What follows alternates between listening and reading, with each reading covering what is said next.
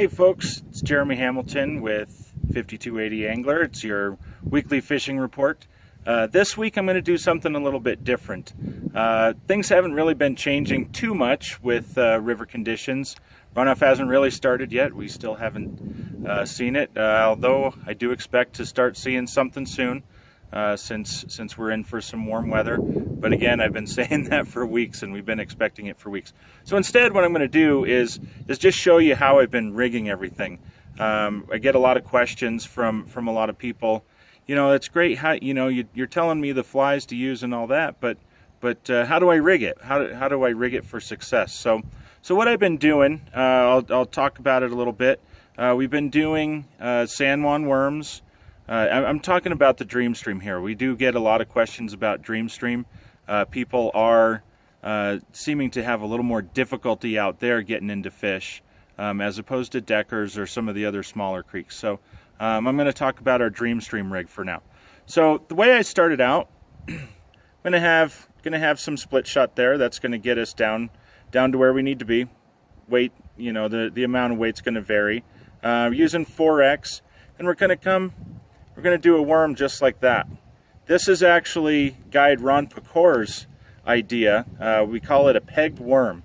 So what he's doing, or what we're doing, is taking some chenille, and I just carry cards of it with me, all different colors, and then you can carry a lighter with you. You cut a piece off.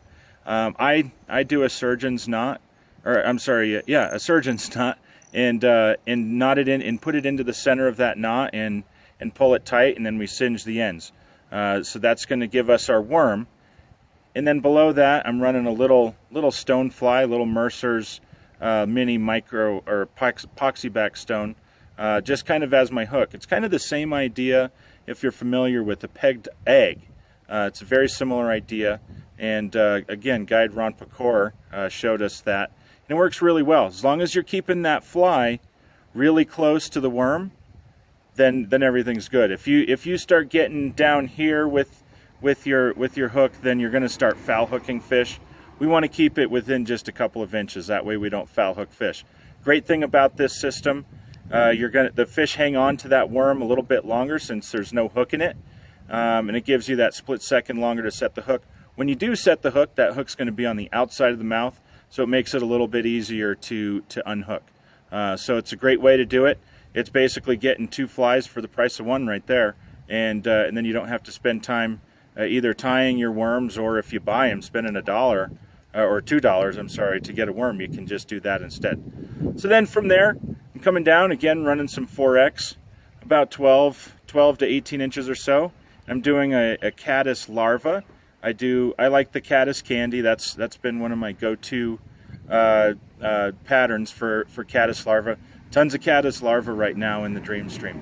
So that's one I've really been running a lot, in about a 16 or a 14. Then off of that, another 12 inches or so, do a little RS2. I've got a little sparkle wing on there right now, and yeah, that's been covering about everything. So there's the rig. That's what I've been using. There are different ways to do it.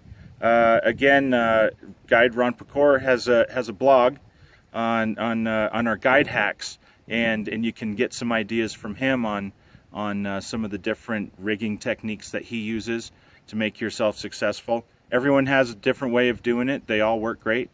Check that out. And that's it for our report for today. So check us out on Instagram. Follow us on Facebook, 5280angler.com. See you on the river.